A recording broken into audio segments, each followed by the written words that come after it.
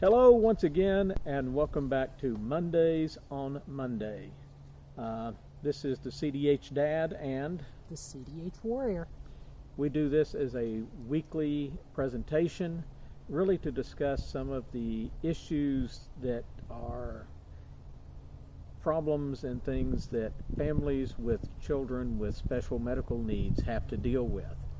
And part of the reason that we did this is that we've spent almost 3 decades now dealing with this. My son, my firstborn, was a CDH, congenital diaphragmatic hernia, which basically means he was born with a hole in the diaphragm between his abdomen and his chest and his lungs, and that means that organs were up in the chest area. It caused a lot of physical and health issues at that point.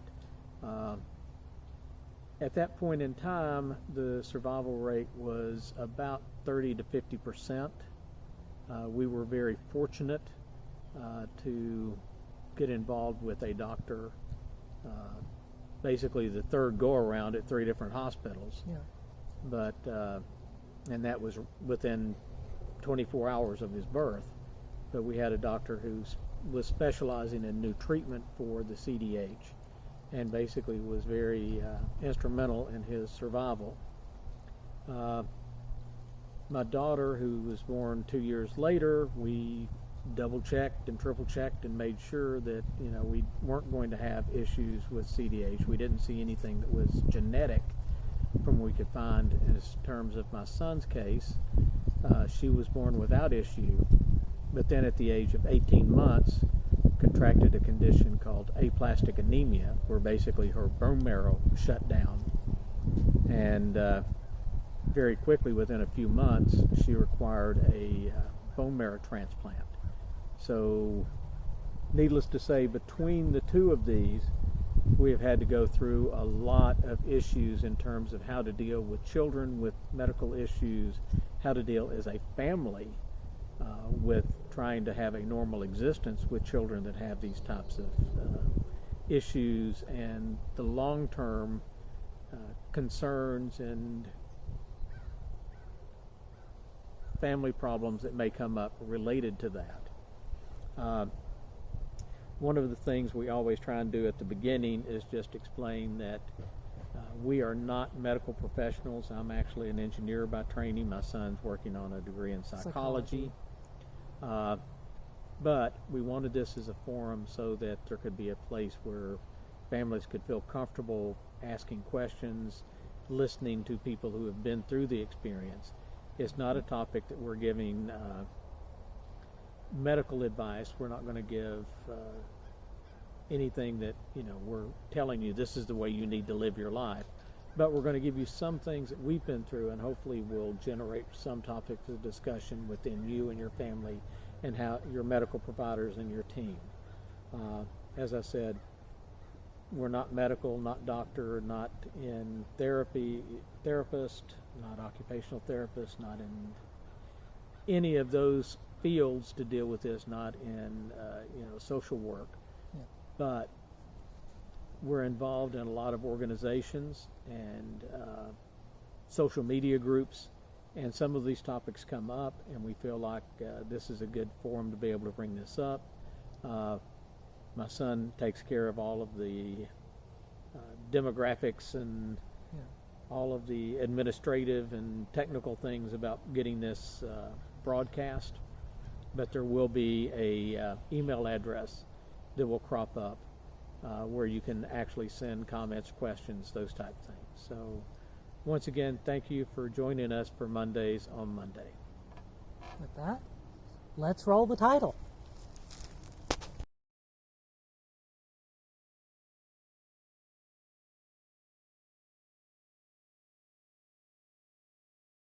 Okay, and welcome back, everyone.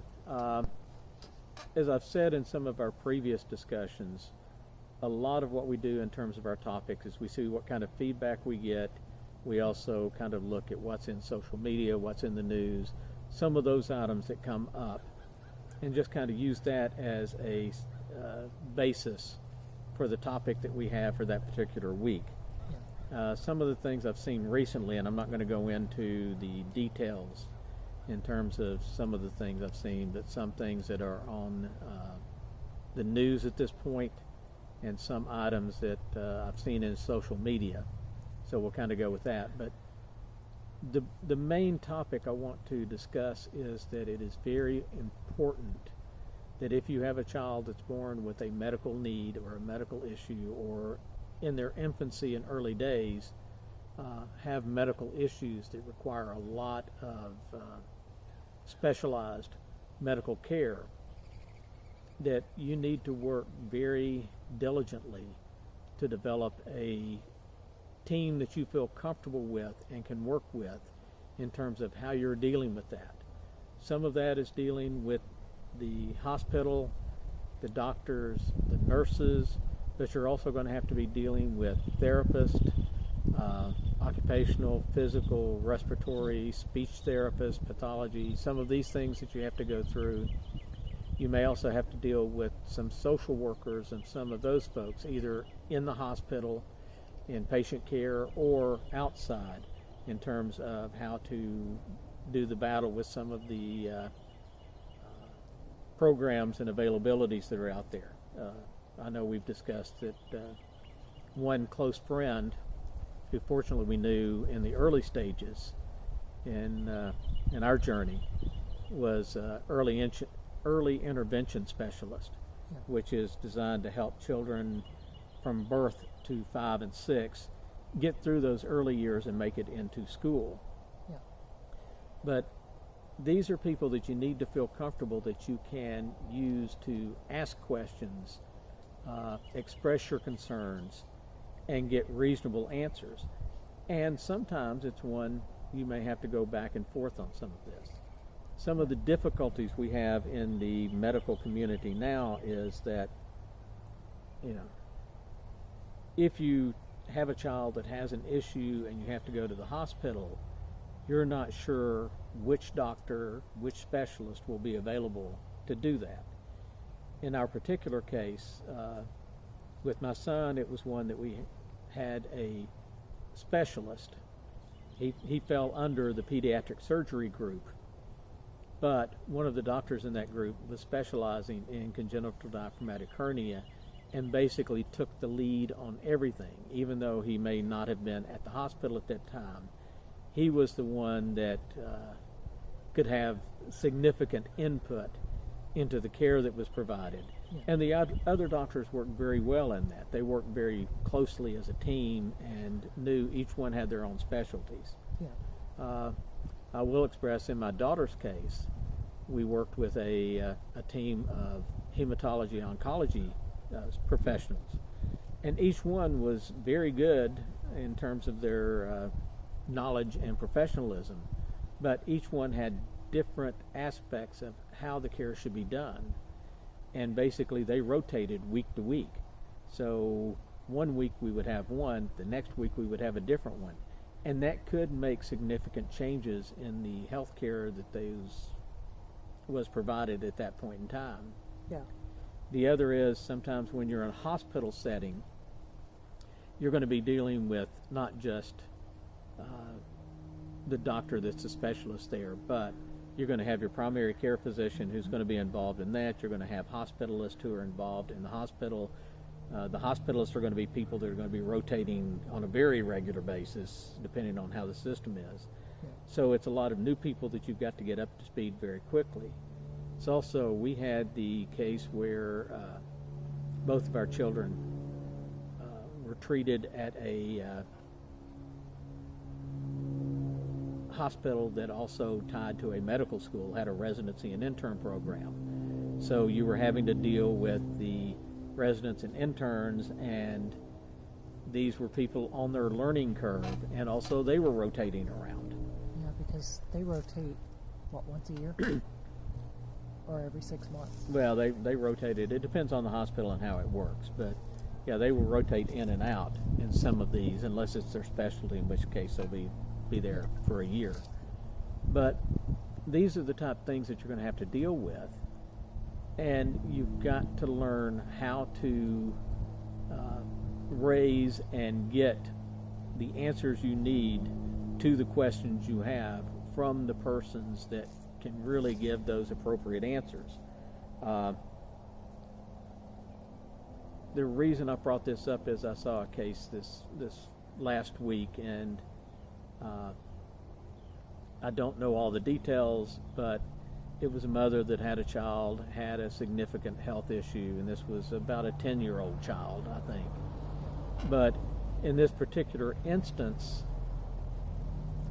she had been through various treatment systems, had gone basically out of the country to get some specialized treatment, came back, still trying to go through treatments. The child ended up with an emergency situation, went to an emergency room. The hospital was evaluating, and somewhere it came up Munchausen's by proxy. And this can be a difficult issue, Yeah. because you as a parent and a family member spend 24 hours a day, 7 days a week, basically, with a child. Mm-hmm. And you can get the understanding that there is a condition and there is a concern, and you've got to consider, how do you address that and get that to the appropriate people? Yeah. And it is easy in some cases to be considered, well, you're not a medical professional, you don't know what you're talking about. I'm going to use a personal example with my daughter's case. My daughter, this was in February, my wife and I noticed that she had some bruising, and significant bruising. First thought was, she's a not quite 2-year-old. Her brother's 3 plus, almost 4. They've been out, playing around, got a little bit carried away, and somehow he kicked her or knocked her off the play set or something and caused the bruising. But after a couple of days, we looked and said, okay, no, we're not seeing those instances happening, but we're seeing more bruising issues come up. Yeah. So my wife took my daughter to our pediatrician. The pediatrician evaluated, didn't necessarily see anything that caused concern for him. Gave her immunizations that were needed at that point in time. She came home. I think this was like a middle of the week. By Friday evening, my daughter was having difficulty. We could kind of tell that she was not feeling comfortable moving around. It was like her joints were stiff. Yeah. And it was a concern. We were fortunate in the fact that we had a doctor, former pediatrician, who was the head of the health departments in the state where we lived, who lived next door. My wife and I were sitting there eating breakfast. She looked out the window, saw this doctor taking her morning exercise walk, and went out and caught her and said, Lynn, I've got a concern about my daughter. Can you come and take a look at her? Lynn came into the house, took a quick look at my daughter, did a preliminary evaluation of what she saw. And her comment, she says, tomorrow I'm going to be at, forget the name of the program they had there. But anyway, it was basically, they had doctors, pediatricians who would come in on the off hours, evenings and weekends, and work at the emergency room so that they would have specialists in case there was a child with an emergency issue. This doctor was going to be there the next morning. We took my daughter in, had her evaluated, and within a few hours she came out and said, okay, we know that she either has leukemia or aplastic anemia. And I remember the discussion, I had with the doctor, and said, okay, I know what leukemia is. What about aplastic anemia? And she said, pray for leukemia. That evening, she had already made arrangements and told us to leave immediately and go to the hospital. She had already made arrangements for us to be there. Yeah. We got there, and within a couple of days, they were able to diagnose that it was definitely aplastic anemia.